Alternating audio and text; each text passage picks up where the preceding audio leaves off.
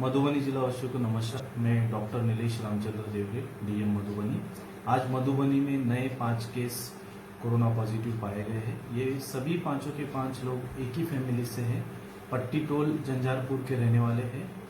इसमें 40 वर्ष के पुरुष है, 35 वर्ष की महिला है और 2 18 साल के 12 साल की लड़की है और 8 साल का एक लड़का है। ये सभी लोग 25 अप्रैल को नोएडा से आए थे अंत्येष्टि में शामिल होने के लिए। जब ये लोग झंझारपुर में पहुंचे तो इन लोगों ने बताया कि वे लोग होम क्वारंटीन में नोएडा में रह चुके हैं 20 दिन तक और यहाँ पे भी होम क्वारंटीन में रहेंगे, ऐसा उन्होंने बताया। उसके बाद उनको होम क्वारंटीन का अनुमति दिया गया, बट 1 मई को उनका सैंपल लिया गया और आज इनका पांचों का केस पॉजिटिव पाया गया है। इस तरीके से 23 केस अब मधुबनी में एक्टिव कोरोना पॉजिटिव केस है।